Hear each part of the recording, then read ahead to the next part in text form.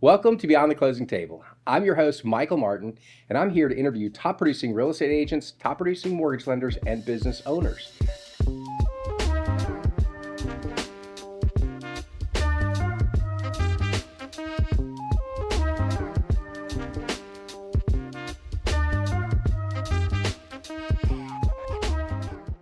I have my new guest, Mr. Tim Mock with Howard Perry and Walston, Coldwell Banker, Howard Perry and Walston. Very excited to have you here, Tim. Thanks so much for taking me up on the request. And we're just going to have a fun conversation today, learn a little bit more about your background, because you have a very, very interesting background, and your shirt today is perfect, by the way, that you wore that.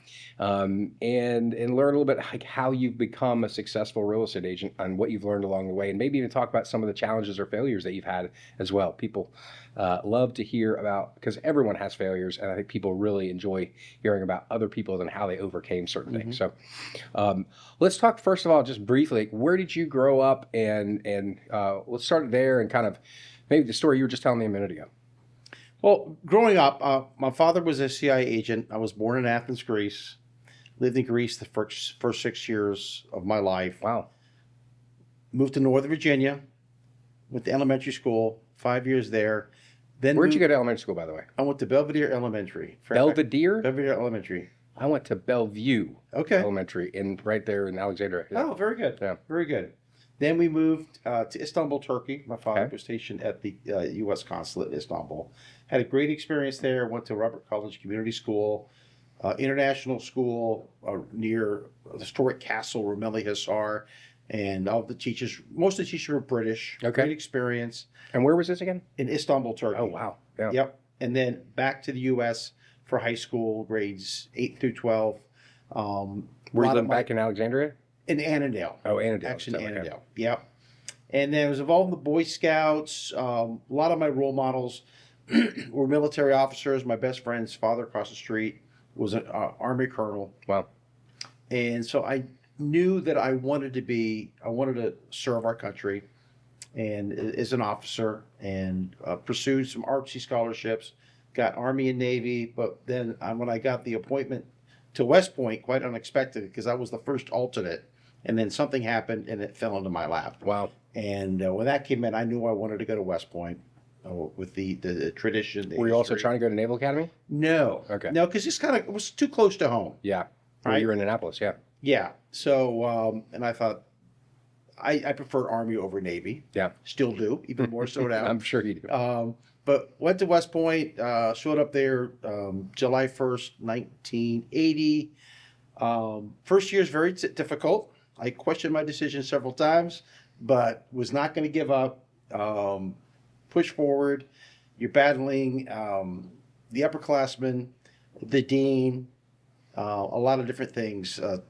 Really stress your time management and prioritization. Yeah, being late is not an option, I'm sure. No, I think I missed one class in 4 years, and that was completely unintentional, trust me.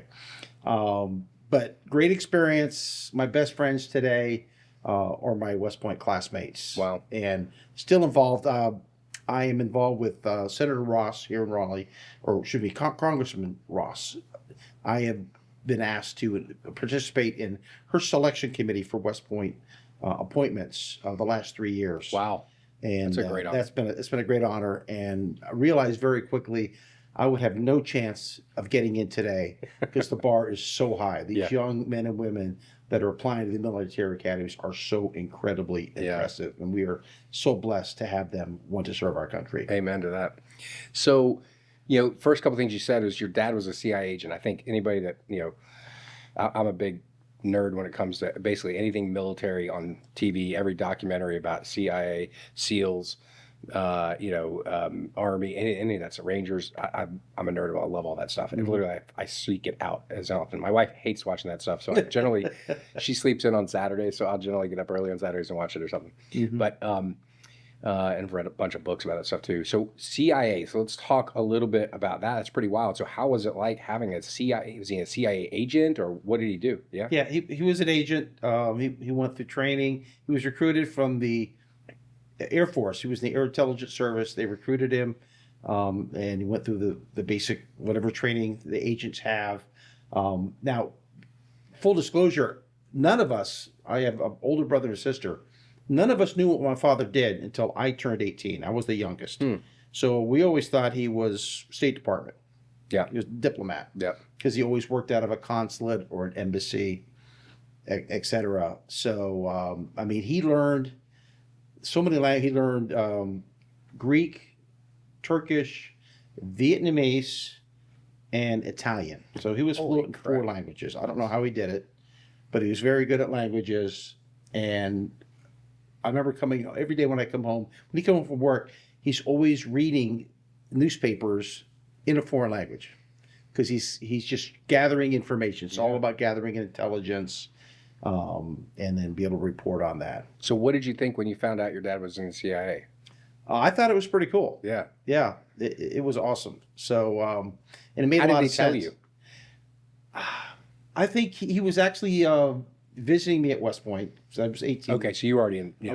I was at West Point, and then and he told us, and it's hard to say.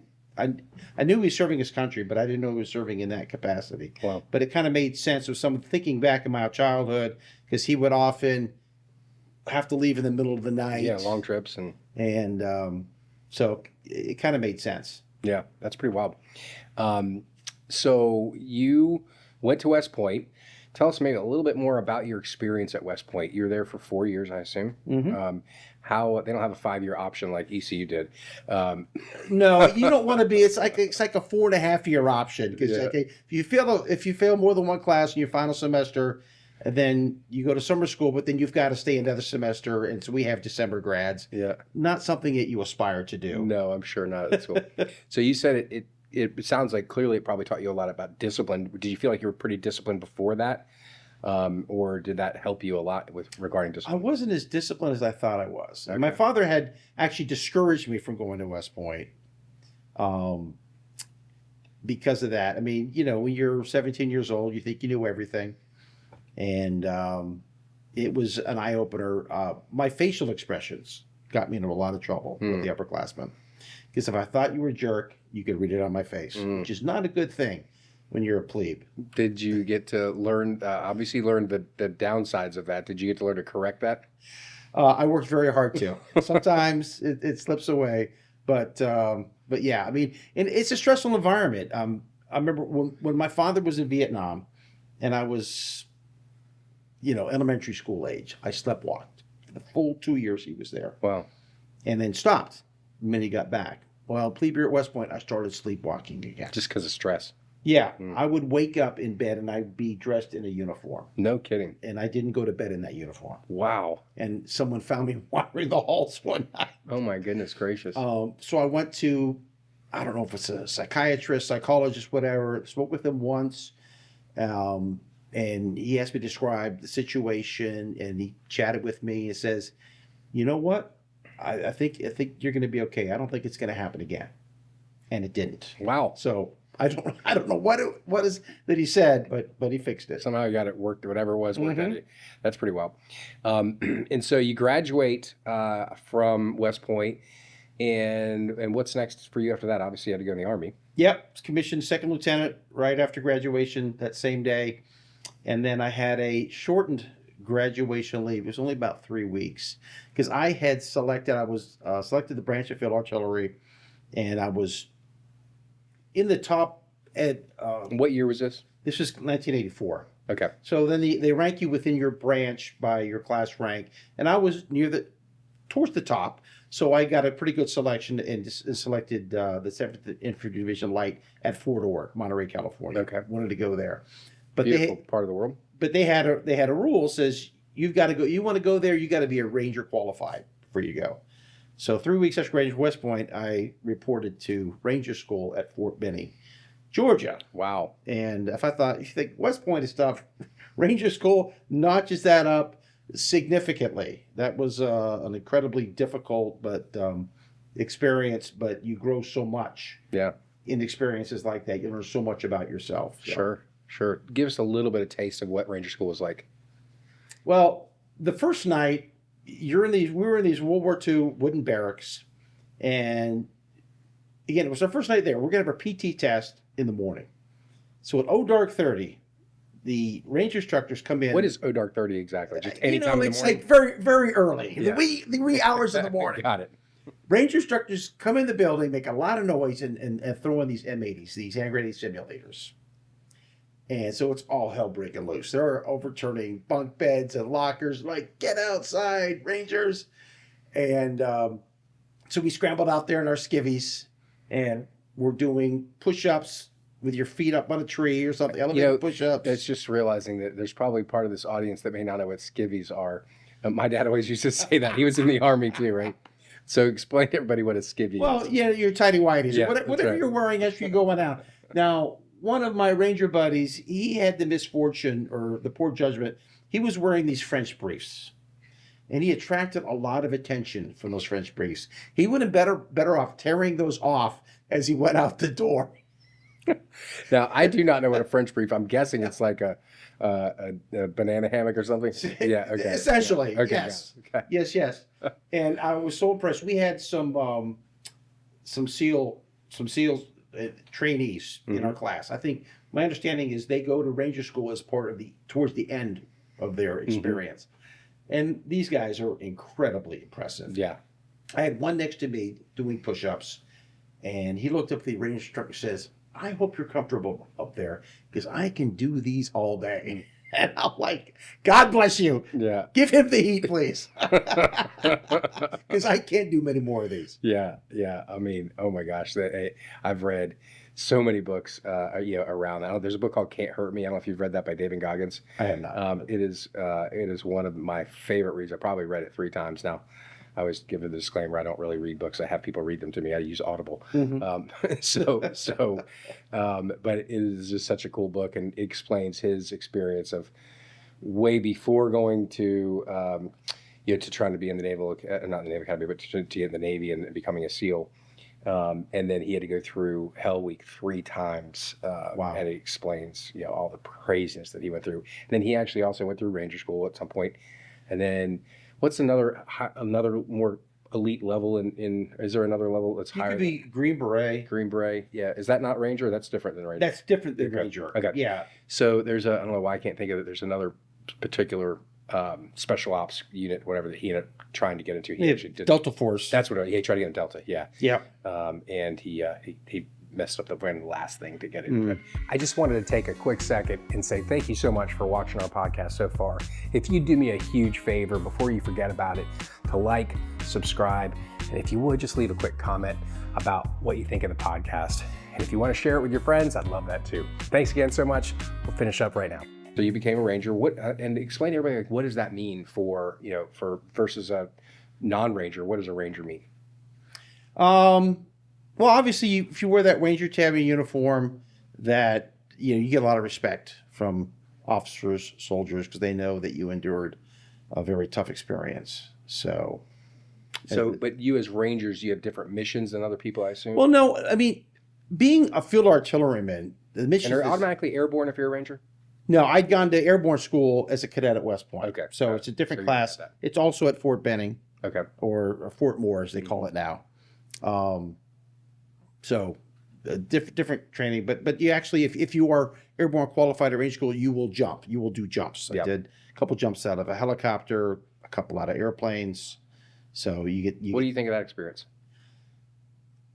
I remember the first time, the first jump at airborne school. I'm assuming you're not doing a tandem first time. Oh, yeah. No, we don't do tandem at Yeah, I airborne. would assume so. Yeah. So my heart is pounding as the plane is rolling down the runway the first time, because I'm thinking, when this plane lands, I'm not going to be on it. None of us are going to be on it. And so the first jump is a real gut check. It really is. By the 5th jump, you're like, just get me off this plane. I need to get out of this harness because it's killing me. It's so tight on here. But it wasn't like you enjoyed the jump?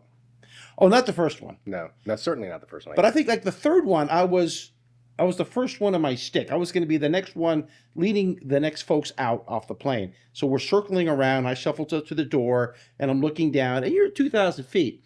And when you're at 2,000 feet, it's like looking down at a map. Yeah. It's kind of cool. It's much more terrifying if you're closer to the ground. Sure. So, we get the command, the green light flashes, and boom, out you go. And that was fun. I enjoyed that one. Yeah. especially being the first one out. That was kind of cool. So how I appreciate you sharing that. So I've always wanted to jump out of a plane, but I never have had the, I guess, the guts to do it. And now it's like it feels like it's too late. It's not, but it feels like it is. Um, so how long did you end up staying in the military? I stayed in 6 years. Okay.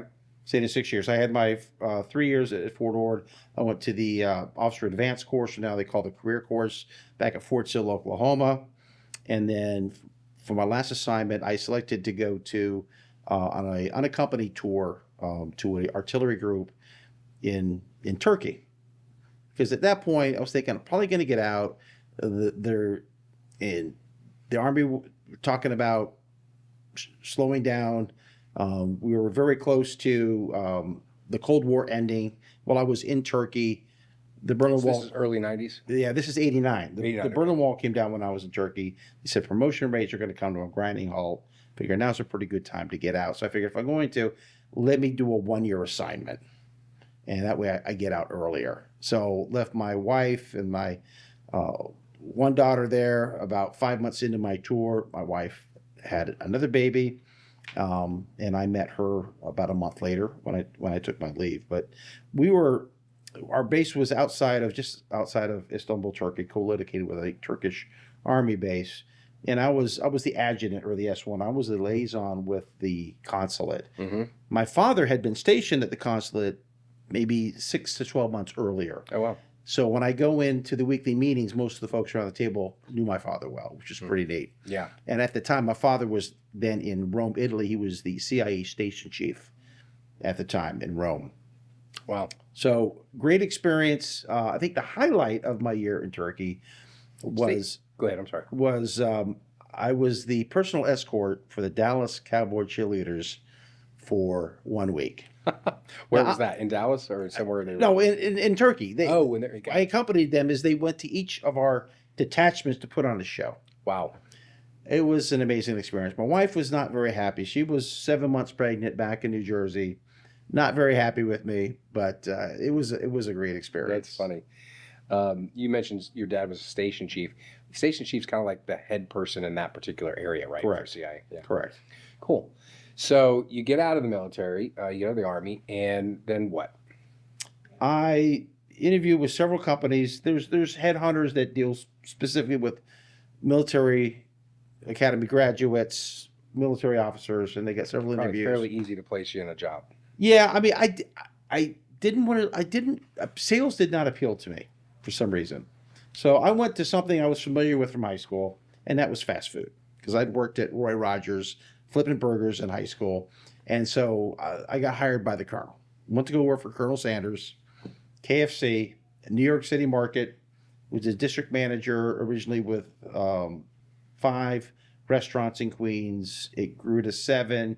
And then it grew to 10. I picked up 3 in Manhattan, and then they transferred me across the river to take over the Northern Jersey market with 15 restaurants. Wow. 15 is a lot of restaurants to manage.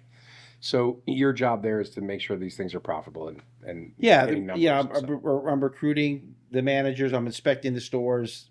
Visit at odd hours to make sure they're doing well. And you got that role without actually working in a KFC? Correct. That's wild. Okay. Yep. So they trained you obviously in some sort of management position there, and then you jumped in. Yeah, they have a training session you go to, so you learn how to run every aspect of the store itself. Your bread and chicken. Mm-hmm. You're doing all those things. Yeah. You got to. So you know what the standards are. Yeah. Very cool. And so, how long were you in the restaurant world? I was with KFC for 6 years. Okay. Because I moved from there. They transferred me to the DC market, and I was honored 2 years in a row for the biggest increase in profits in my market. We went from 1 million to 2 million my first year, and then the second year we doubled the profits in a went to year. 3 million. What helped you do that? What helped you double the profits in 1 year? I turned over a lot of the management, enforced standards, went in there and made sure all the fryers were properly programmed. I found most of them were not programmed properly. So they weren't getting a quality, consistent product. I'd cut down trees that were blocking our signage. People couldn't see our store. Pretty basic things. Wow. Right? And it was some low-hanging fruit.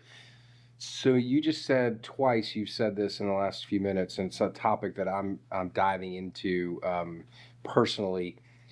for my business and for myself, but talking about standards, right? I interviewed um, Ginger Peters a few weeks ago for our podcast, and she talked about standards. Do you know Ginger? She's top real estate. One of the I top real know, estate agents I in the know market. of Yeah, her.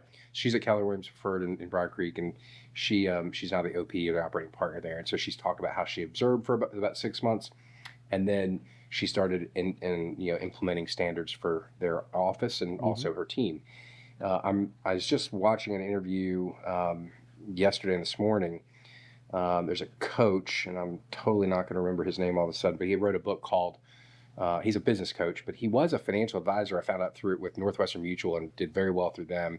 And then he ended up coaching people, and he's now he actually coaches other coaches. Like he coaches. Apparently, he helped work with Nick Saban in Alabama and many other. I think the guy from Gonzaga, if I'm not mistaken, that's Few. That's the basketball coach. And again, he's wrote a book called The Standard, and it's about creating standards in your business, especially when you have other people, right?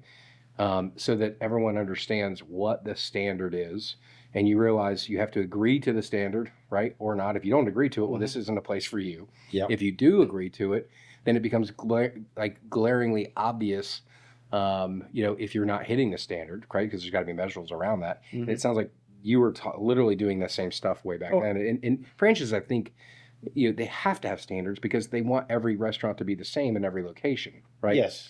And so you got to have a specific standard. And so what it sounds like you did was just basically go, here are the standards.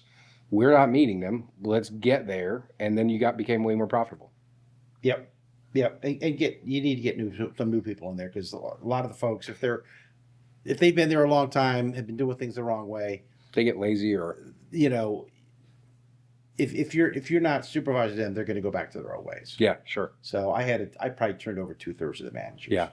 I just had to. Yeah. That And, makes and total typically sense. when you do, I learned is like, people think you think you're being tough and this, that, and the other, and the others look at you and say, well, what took you so long? Yeah. Because they all know they're underperforming. The other folks were underperforming. They know who the underperformers are. And if you don't weed them out, then you hurt the morale of the really good performers. We talk about this within our team and the coaching company that I was a part of for quite a while. If you want to be an A player, right, which I think anybody that wants to succeed needs and wants to be an A player, and if you then run a team, and if you don't have to have everybody on your team be an A player, but you got to have A's and B's, B pluses. If you let C and D players hang out on your team, it's going to run your other A and B players out the door, because they're not going to put up with that, right? Exactly. The fact that you let that go on, and I'm sure that probably had turnover in those stores because of the lack of management, proper management and standards. Absolutely. And you're right. It's like, when it's done properly, it's like, gosh, why weren't we doing this, all along? It's not like it's probably that much harder. It's just creating the disciplines, right, that go into that. Yeah. So do you feel like, talking now about disciplines, I can't imagine anyone could graduate from any of the military schools or be in the military for as long as you were in and not be pretty disciplined person. I assume you consider yourself fairly disciplined? I do. Yeah. Yes. And so how has that helped you? Well, I guess how did that help you there? And then we're going to jump into what you've done after the restaurant world, because I think that's obviously kind of really important. I'd love to see how we can. Well, the discipline's required in the military just as a expectation. Sure. It's a standard. You've got to meet certain standards, PT, and whatever your job is. You've got to do it well, because if you don't, soldiers could die. Yeah. I mean, that's life or death. That's the most critical thing. I was in field artillery. You're firing rounds downfield, and if you don't put it in the right location, you could potentially kill someone.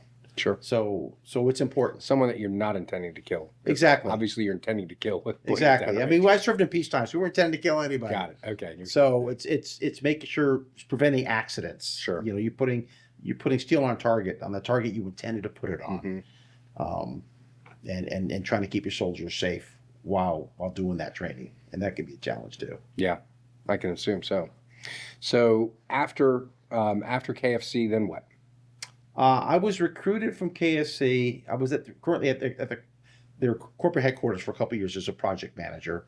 I got recruited for Chevron to be the role that I named myself the Wizard of Ops for a food service concept that they developed in conjunction with their service stations in Northern California and the Phoenix market. It's kind of like putting, the prepared meals of Wegmans. In fact, we hired a chef from Wegmans was our food guy. No kidding. Yeah, And that was obviously only in New York at that time. correct. Yeah. Correct. And we visited Wegmans and a bunch of different foodie type establishments around the country, putting this thing together, and then we were actually producing the product at the San Jose airport. It was the company that did all the food for airplanes was doing it for us. The challenge is that cost and distributing it to our stores in Northern California and two in Phoenix was pretty high. And so they were willing to absorb a loss on it over a year or two. But then we weren't able to get the sales high enough To overcome. and I don't know if because it was the Chevron sign. It was called Foodini's Freshfield Market. We were next to a service station, and we just never got the sales high But you enough. didn't have a kitchen in that location. You're bringing prepared food there. Correct. Okay, got it. Correct. We were not preparing the food there. Yeah, we would make sandwiches for lunch and things like that. Okay. But really, what we're trying to promote was the packaged meals. So how long were you there? I was with Chevron for 4 years. Okay. And you, even though you were on the food side, you basically worked at Chevron, or at least you that was your employer. Yes. Okay. Yeah, it certainly was. Okay. And then what? Then when Foodini's folded, they gave me the opportunity to explore working in the service station world, convenience store world. Not something I really aspired to do. Our daughter was approaching 8th grade, our oldest daughter. In fact, So you're still living in California? yes, we're in Northern California, San Ramon, beautiful. But I figured we need to get back to the East Coast Yeah. before she gets any older. And we did. I got recruited by a restaurant company here in Raleigh, and they paid for my move. And here we came in the year 2000 to do that. Very good. And 25 years later, it's home. That's great. So at what point did you decide I'm going to sell real estate? Well, it's interesting. I was working at Apple at the time. I was managing the Apple store, Crabtree Valley Mall here in Raleigh.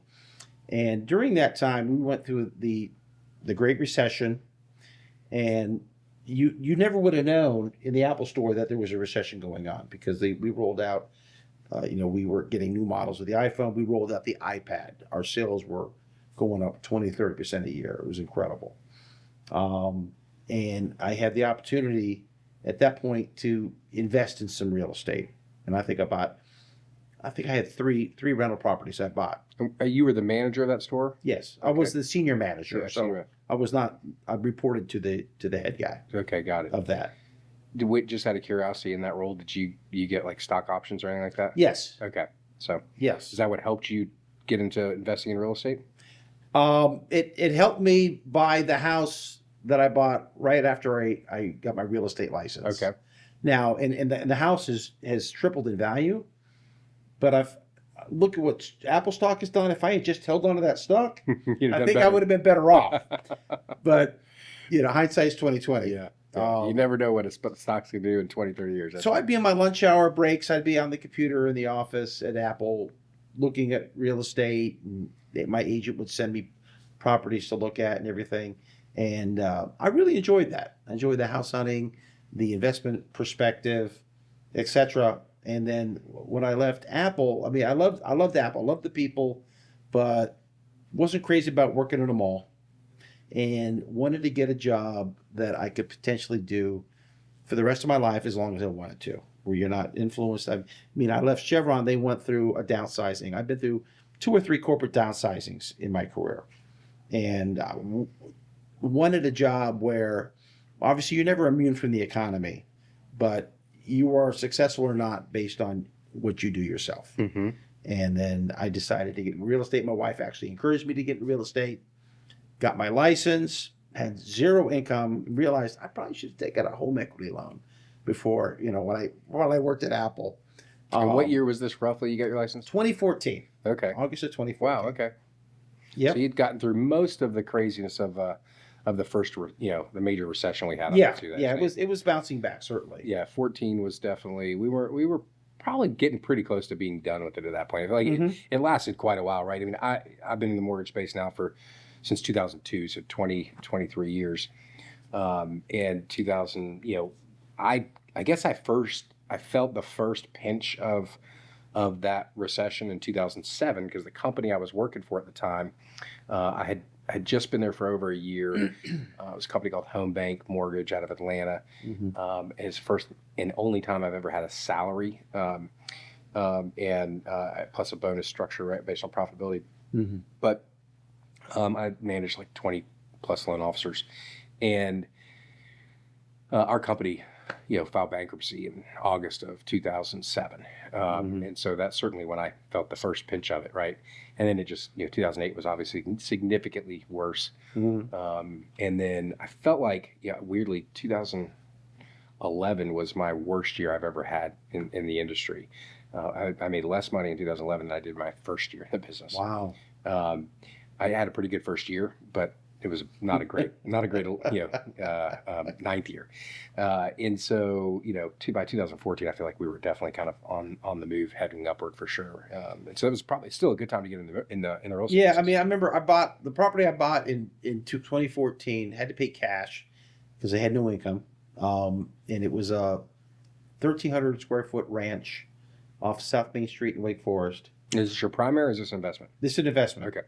And the tenants had stopped paying rent. I mean, the first day I bought it, I had to replace a toilet because they hadn't had a toilet working for a while. So I encouraged them. I actually gave them money so they could move out.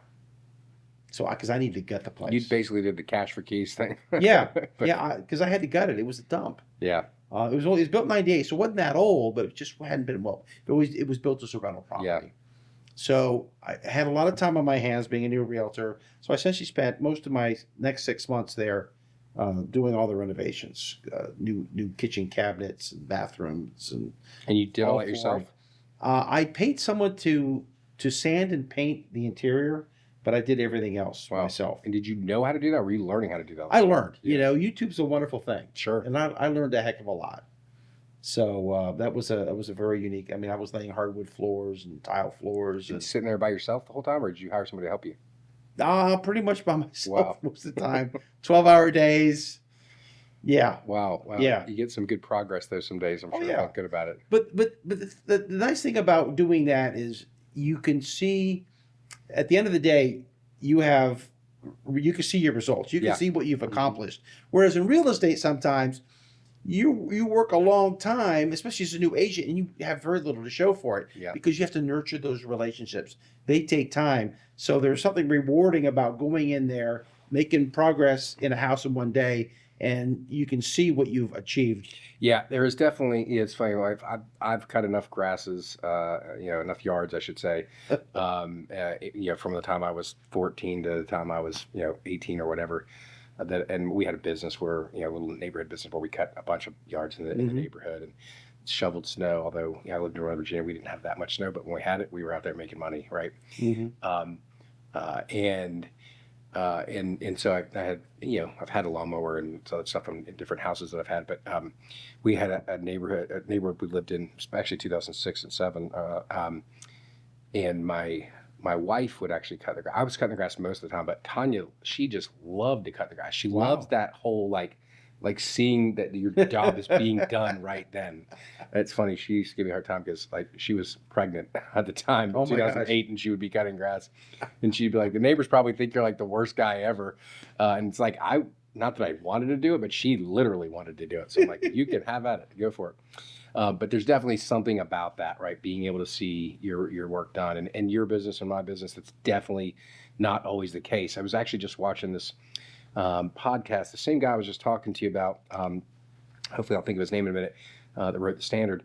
In the podcast, they were talking about how kind of creating a checklist so that you know what a successful day is, even if you don't close a sale or even get a lead, right?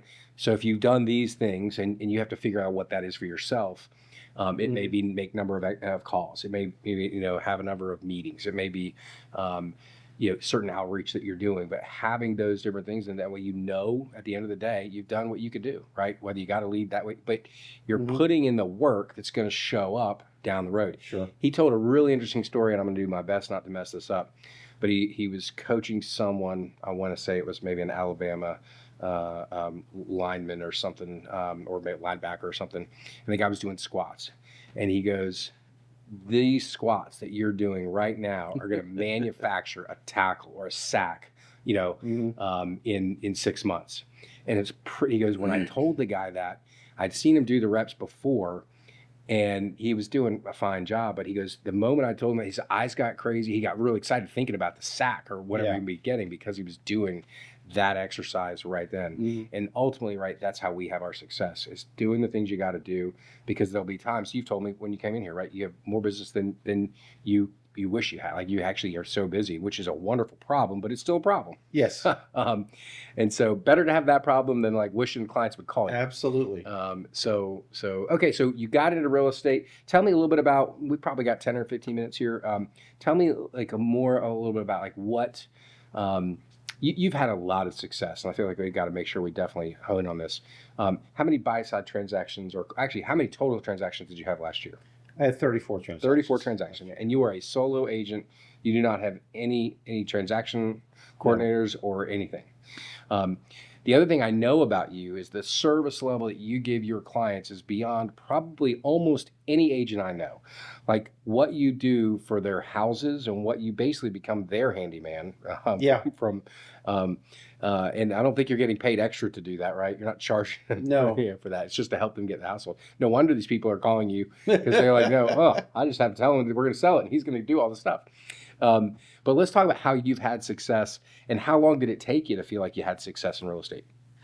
Well, I was fortunate that shortly after writing HPW, they asked me if I would sit in for a video they wanted to do for USAA, because USAA was sending a bunch of referrals. I was happy to do that. And I said, look, could you get me on the reload team? Because it's, as a new agent, creating leads, and you're still fairly new to this market, I assume, right? How long have you been out there? At that point, 14 years. Okay, you've been okay. So I knew a lot of folks from the Apple Store, but it's one of those things. Your mother and your best friend don't want to be your first client, because they know what you don't know, right? So you got to fake it till you make it. So with these relocation referrals, I was able to work with them. Now, you're not making a lot of money in the end, because they're taking 40% off the top, and then you're capped. I was capped at that point at 50% of that. Yeah. But you're getting experience. But yes, you're getting experience. You're developing relationships, because if you do a good job, down the road they're going to call you to sell that house and help them buy the new one. Yep. So it's just part of earning your keep. That's just the things you've got to do as an agent. Did you ever consider joining a team? I did, but I was concerned that it's hard to go from being on a team to going on your own, because they're not your clients. You go into MLS, you don't exist. Your name's not on anything. Yeah. And I wanted to build something for the long term. But the choice is different for everybody. There's, for some people, they're better off at a team. Yeah. Because they're getting leads. You're getting the experience. So there's a lot of different avenues you can go when you come to real estate. I just decided to stay an individual agent. Okay. Yeah. Have you always been with the same company? Yes. Okay. And so you like, what year would you say you started kind of feeling you've had success? So you started 2014. Probably 2017. Okay, so about 3 years. Yeah, I was at the Leadership Academy for the Realtor Association, and it seemed every time we had a class once a month, and it seemed like I either had a closing or a full. I had a lot going on right on that day, and I had to turn your phone in for a day. But that's when it really started to pick up, and so that was really encouraging. Okay. And then you got to figure out how do you ramp it up? How do you handle the additional transactions and manage that? So you learn how to do that. So you said 34 transactions last year? Yeah. Out of those 34 transactions, and I'm guessing that was somewhere between 15 plus million. 18.4. Okay, yeah, I was going to say that. That's you're making a great living, first of all, at that, which is fantastic. And by the way, last year was a freaking hard year in real estate, like for a lot of people. So that's wonderful. Was that your best year ever? It was my best year. That's awesome. This year is another tough year. There's a lot of stuff to navigate, right? There's the biggest challenge, I think, is so many people want to buy a house. Like the demand is there. It's not, there's no lack of demand. Mm-hmm. In fact, there's a year or two at least, maybe even 3 years, because you can go back to COVID where people just never bought and they wanted to because they couldn't fight. They didn't have the ability from a fund standpoint or a mental capacity standpoint to realize where they needed to go to win a bid, win an offer. And so there's pent up demand for all those folks. And then the millennials overall, like, I don't know if you know, the average first time home buyer is like 38 or 39. I think it was average first time home buyer. Oh, first time. Yeah. But last year, I think the average home buyer was age 56. Yeah, that's probably blew my mind. Yeah. That's average. That's right. But I mean, think about it. If it's starting at 39, right, it's certainly going to go way up from there. And so let's talk about how the 34 clients that you got last year, how many of those were repeat clients or referrals from past clients? 90%. 90%. Pretty consistent the last 5 years, 90%. Wow. So people certainly come back to you. One of the biggest challenges, I think, there's that stat, and I'm totally going to get it wrong, but everyone in the real estate business has heard it. Something like 90% of the people say they would use their agent again at the day of closing, and something like 15% or less actually ever utilize their agent again. And it's mostly because their agent just never stayed in contact with them. Well, they forget their name. Well, if you never stay in contact with them, there's a better chance you forget their name, right? Yeah. So what do you do to make sure that your clients are going to come back to you? Honestly, I as my former BIC used to say, don't do what Tim does because you probably won't work for you. I don't have a CMA. I don't call. You said CMA, but I think you mean a CRM. Thank you. CRM. Thank you. Yeah. I don't have a CRM. Yeah. I don't reach out and call my previous. Your CRM clients. is in your pocket. Yeah, It's your I mean, phone. I don't do prospecting. Yeah. I zero. Yeah. And I never really have. I really don't like that. So what you got to do is you've got to do things in a transaction that really wow your client and leave them saying, "Wow, I didn't know realtors did that." Because they don't. and if you do those types of things, they will feel compelled to refer you, and they won't forget your name. Now, one thing I do, I have Reminder Media. They have a magazine I send out it goes out 6 times a year, and I have like 130 clients in the database. So every 2 months, half of them get it. The next 2 months, the other half get it. Got it. And I switch back and forth. That's really the only thing consistently I do is send that magazine out there to try to stay top of mind. Do you utilize social media a lot? I really don't because I just don't have time. Yeah. It's very time consuming. Yeah. And usually if you go to my Facebook page, most of social media I'm doing is promoting the foster puppies that my wife and I are fostering for Saving Grace. Yeah. Because I really enjoy that. I'm passionate about that. That's awesome. Our team just did a walk out there. I guess you could volunteer to go on take dogs on walks on Saturdays. Absolutely. We did that maybe a month ago. It was I have to be frank with you. I was not really looking forward to it. I'm kind of the person that I like my dog. I don't necessarily, and I don't even like him that much sometimes. No, I do love him. He's just a pain. He got expelled from school. Earlier this week from doggy daycare. So that's a challenge we're working with. But and I like some other people's dogs. But I'm not like a person that's gonna. You came in the office and you immediately came and petted him and loved on him. I'll be like, it's good to see you. Like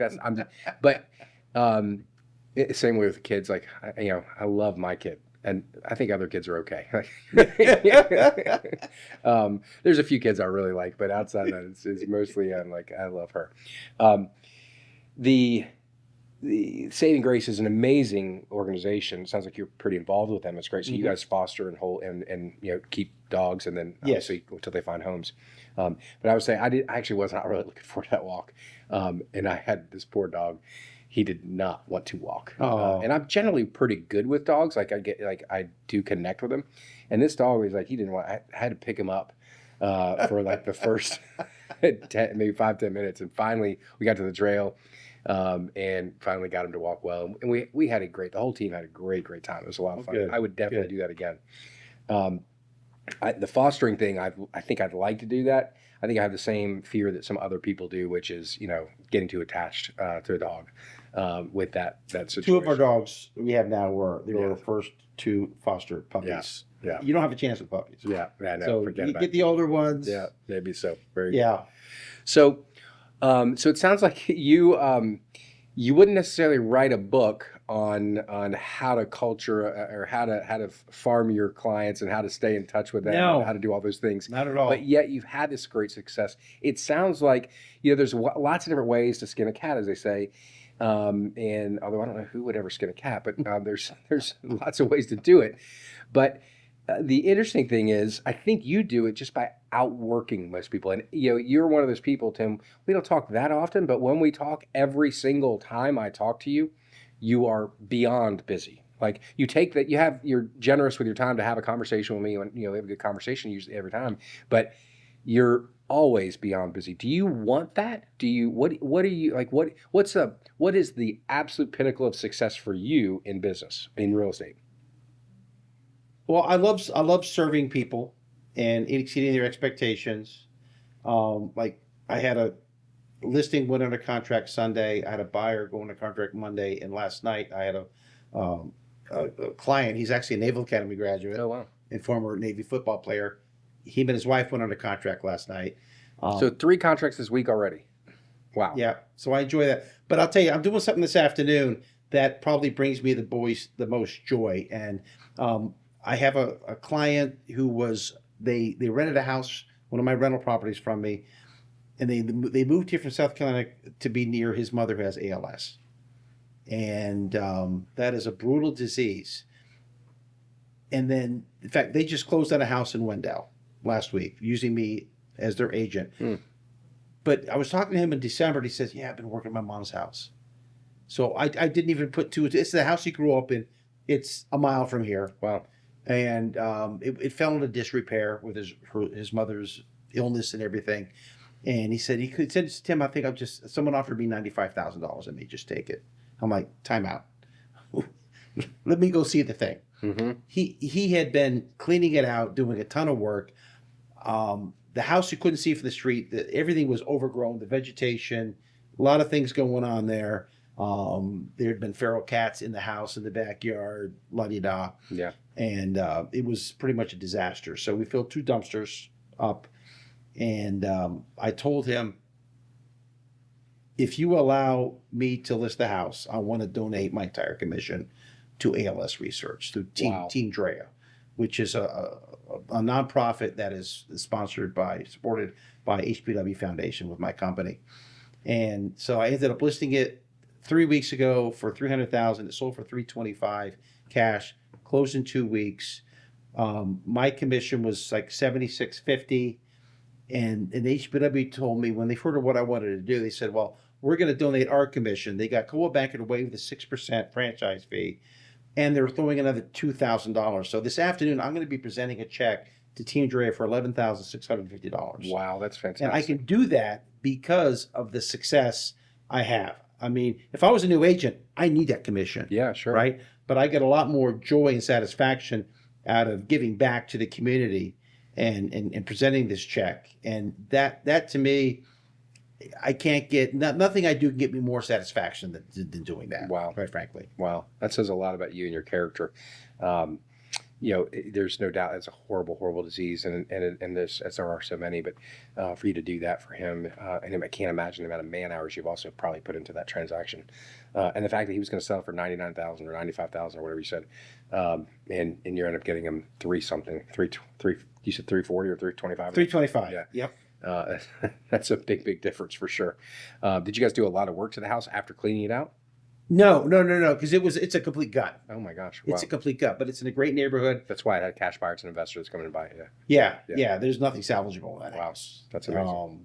But in fact, I dropped by there on the way here to get my lockbox, and they'd already ripped out walls and all the appliances and a lot of activity going on. It's going Wow. to take them a while, but I think it'll be a good investment for them, and it worked out well for my client. Yeah, So. that's fantastic. We're gonna have to wrap up. I've probably talked to you a lot more and much more about a lot of different subjects. You are a very interesting human because of all the experiences you've gone through. I really appreciate you taking the time to share with me and certainly the audience that's watching. Guys, I want to thank you for watching this podcast, and of course, if you found some interest in what Tim had to share, I'd love for you to this post. I'd certainly love for you to share it with other folks that you know. And if you could comment on there as well. If you are a military person, certainly let's give some love for Tim. I want to thank you very much for your service. Appreciate you guys, and see you soon.